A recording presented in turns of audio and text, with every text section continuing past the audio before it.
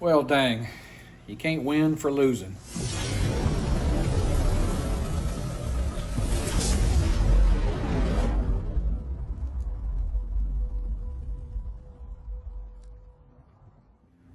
Hey channel, welcome back. It's the next day after my last video explaining how I'm going to redo all the comms on my bike here. So we're going to test it out today. But first, I watched a video this morning from the Sonian. If you haven't seen his channel, go check it out. It's the_Sonian, like Smithsonian. The guy's energetic. It's great. He went over to visit Slappy. They both told me I need to get a personality, else this YouTube thing ain't gonna work. So I'm gonna try my best. So y'all hang in there with me. Anyway, got my iced coffee this morning. We're gonna try that Made-Hawk device this morning. And you guys remember yesterday I talked about another device coming that was very similar to the Made-Hawk that I was also gonna test. Well, it showed up right after I published the video, as you know what happens. Anyway, don't ask me to say this name. I don't know the name, but there is the device. The packaging looks almost identical to the Made-Hawk. I'm sure when I get in here, the device itself is going to look almost identical. They are both from China, okay? So we're going to try them both out. Maybe one works better than the other. Maybe one costs more or less than the other, but I'm going to give you guys an honest review of how both of them work. Now, I've had some feedback on that video yesterday. You know, my concern is, am I going to be able to put these devices in the saddle bag, which is a power-only USB port. It is not a data port, okay? So is it going to work? I hope so. I hope both these units only need power, and then they work Bluetooth-wise to everything else. So we're going to check that out. Anyway, it is morning in Robert's garage. This is not Cruiseman's garage. This is not Mark's garage. This is the other side of the tracks. This is Robert's garage, okay? So anyway,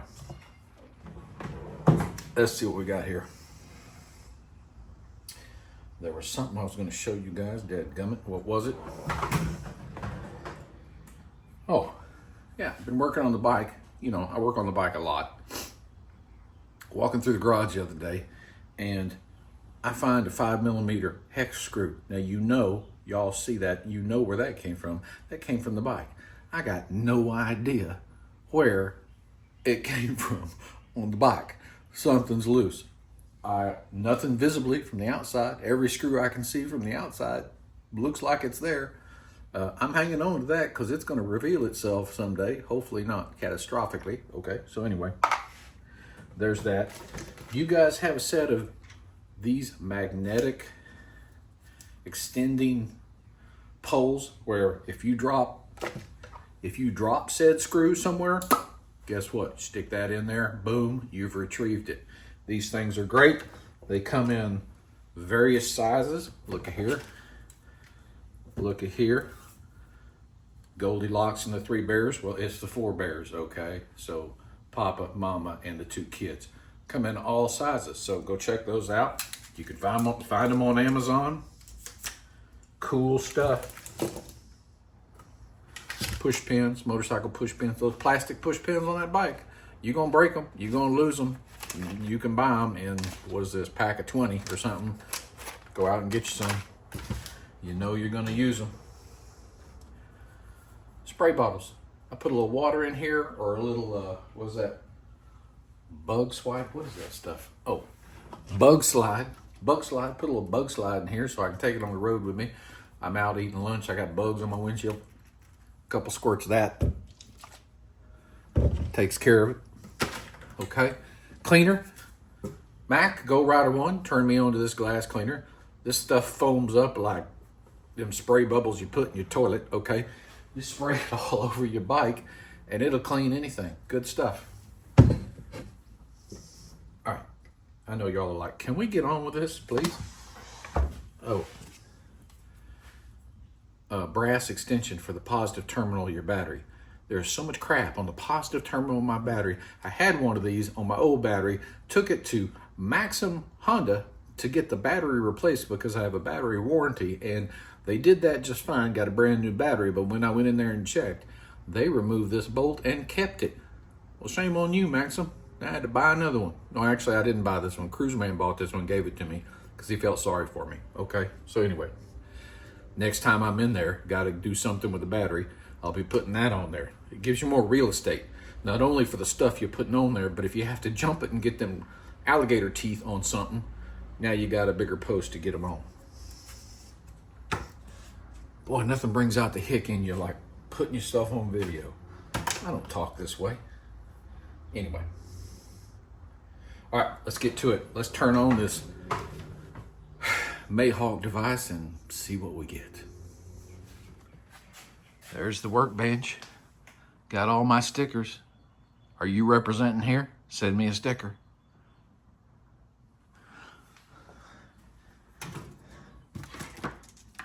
Cruiseman garage.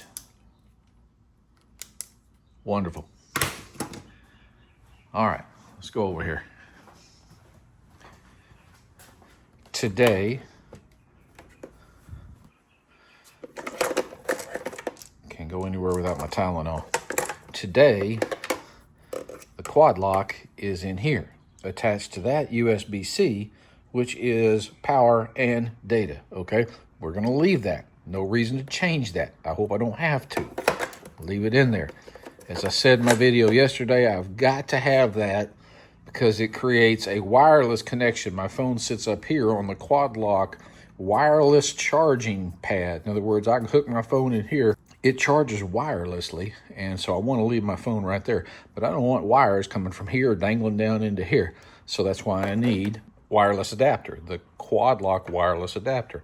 Lets my phone communicate to the bike as if there was a wire, but there's no wire, okay? So anyway, hope that stays into place. Now, the other USB port is supposed to be in this saddlebag here.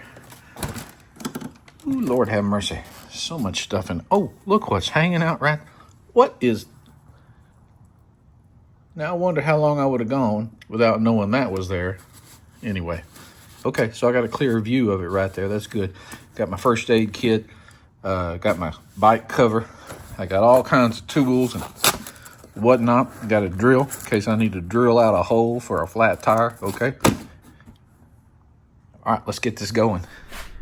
There's my Mayhawk device paired up with the USB-A to USB-C connector. Okay, because it's the Mayhawk device is a USB-C, but everything on the bike is USB-A. So I need that adapter in order to get it on. So let's go. You know what, first, before I plug this in, I think I need to unpair a couple things. I need to unpair my Cena to the bike. I'm hoping I don't need that connection anymore, remember. So I need to unpair that, and then once I get this in there, we're going to see if we can pair this up, okay? Grab my helmet, turn the Cena on. All right, it said, hello, battery level is high, phone connected.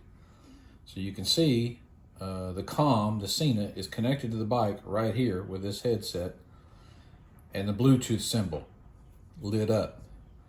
So in a minute, it's going to bring up my Apple CarPlay because everything's in place for that to happen. So let's just give it a minute. I have a delay set on the quad lock so that I have time to get everything turned on before it tries to make that connection for wireless CarPlay. So it's got to go through that delay, and then here we go. Got the Mayhawk device right here. Okay, so we're gonna plug it in, USB-A to this port right here. All right, let's turn on the bike because when it has power, this little Mayhawk device does have a light, little tiny light on there, lets it know it's got power. So let's try that first. Well, I don't, oh, wait a minute. Now it's blinking. Look at there. Double blinking blue. In technology world, that means, hey, I'm trying to pair with something. All right, let's go up the top of the bike there and see if we can't pair this thing. All right, there's my dashboard. It already said CarPlay can't come up because there ain't no helmet attached, so let's do this. Audio settings, Bluetooth settings, rider headset, and then I'm going to do an inquiry so it could go out there and look for anything. And when I do, sometimes you got to say abort. So I'm going to hit abort, and look at there, Madehawk bypass shows up down there. All right, I'm going to hit enter. Device successfully paired, and you can see the icons that popped up there.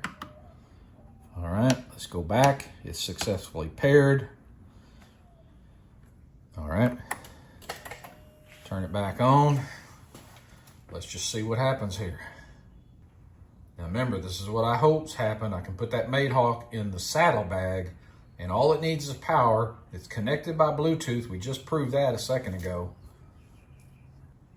And then it ought to start bringing up Apple CarPlay any old second. Where's my Jeopardy music when I need it? What? Look what's going on here. That Cena is turned off, folks. There is no helmet comm connected. And what's going on? Boom! There you go. All right. First thing solved the way I wanted it to be solved. That Madehawk is in the saddlebag, power only, Bluetooth to the bike, and the bike thinks a helmet is connected, and therefore my Apple CarPlay is up and running. All right. Now, the next step will be connect my phone to the helmet. Remember, I wanted that direct connection like I had with my VTX. I want it now with on the Goldwing, not connected to the Goldwing. I want the phone connected directly to the helmet. So when my wife calls me or I want to play Apple iTunes, it's clear as a bell, not third world AM radio, okay? So let's try that next. By the way, just an advertising note here. If you like this hat and would like some Robert White Moto merch, this hat in particular, run out to Cruiseman's merch site. He's got them on his merch site. He gets the commission and everything from it. I don't get anything from it other than the advertisement from you wearing it around once in a while. So if you like that, feel free to run out to Cruiseman's Garage merch site and pick you one up. Okay, commercial over. Let's get that helmet on and see if we can connect this phone to that helmet. All right, I just did a factory reset on this Cena 60S so I could just wipe out any pairings it had. Bike, action camera, everything, starting factory fresh. Now I'm gonna put this thing on. I'm gonna use the instructions from the owner's manual, and I'm gonna pair with phone pairing number 1 to this iPhone. Then device pairing back to my back to my X5 like it was, because I love that pairing. That needs to remain too. So that'll be the second pairing I do in just a minute. All right, let's get at it. All right, once you do a factory reset on your Cena 60S, it says next time you turn it on, it will automatically be in phone pairing mode.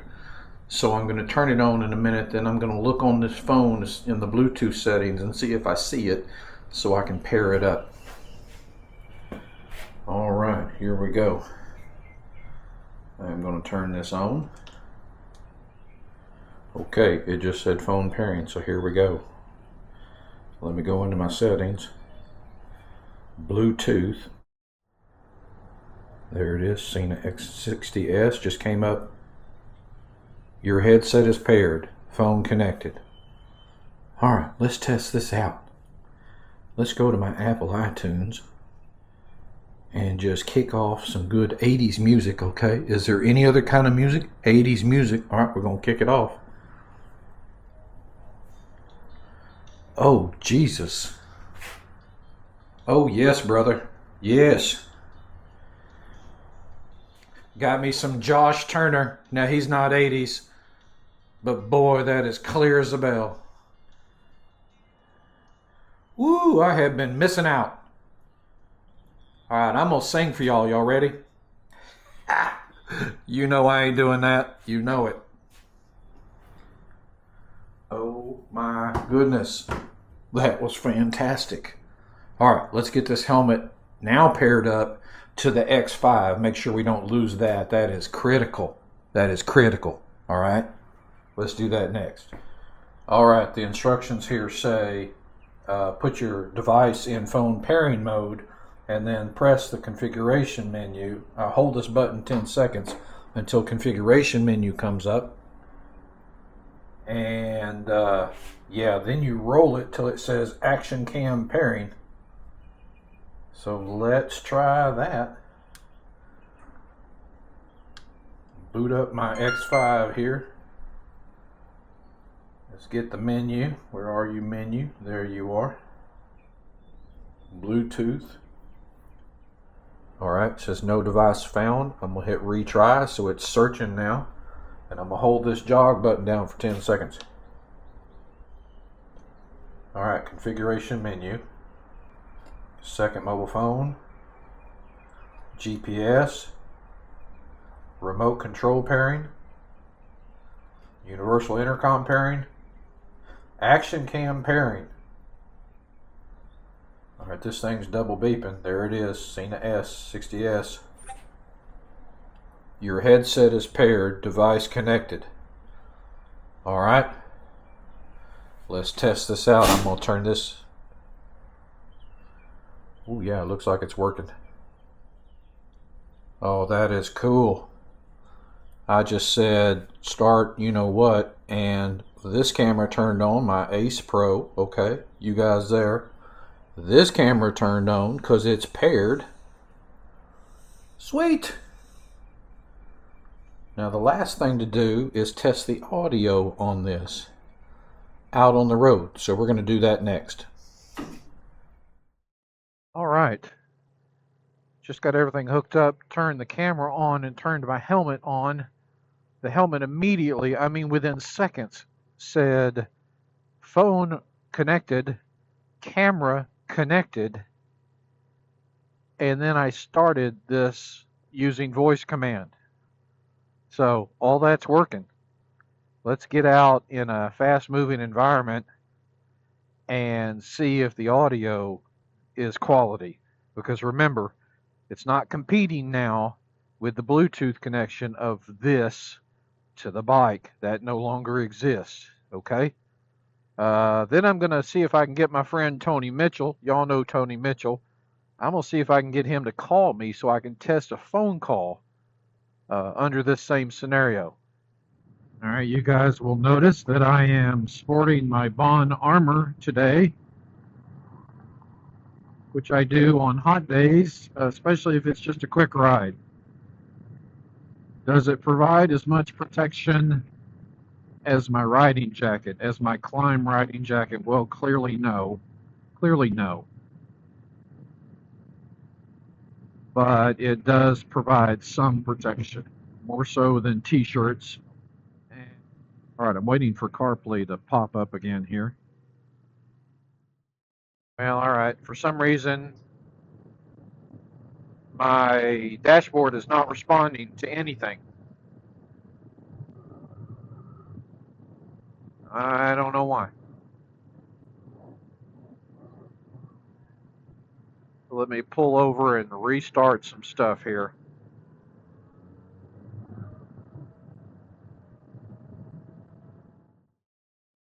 All right, well, I just turned the bike back on. The headset 1 icon is up along with the Bluetooth signal, so I'm pretty sure it's paired to the Mayhawk in the trunk. See if Apple CarPlay comes up. All right, here comes Apple CarPlay. Apple CarPlay is up. Now let's see if I can send a text to Tony because I want him to call me. Send a text to Tony Mitchell. Send a text to Tony Mitchell. That way is not going to work. Let's try this way. Send a text to Tony Mitchell. Let's see if that actually sent a text to him. Well, it doesn't look like it did. Send a text to Tony Mitchell. Yeah, I don't think it's sending a text. Dang it. I'm going to turn off the camera and see if maybe that's interfering some way. I can't imagine that it would be, but back with you in a second. All right, well, disappointing news. I could never get a text out to Tony for him to call me, so I finally had to do it the old-fashioned way. I'm going to ask him. I asked him when I had him on the phone, let me start the bike and everything. The only way I could reach him was turn off the bike. I asked Tony to call me back in about 3 minutes here with the bike running and everything, and I'm going to see if I can pick up his call. Now, I will tell you, when I got a hold of him a minute ago, that call through my helmet was crystal clear, absolutely perfect, which I thought it would be because of the direct connection.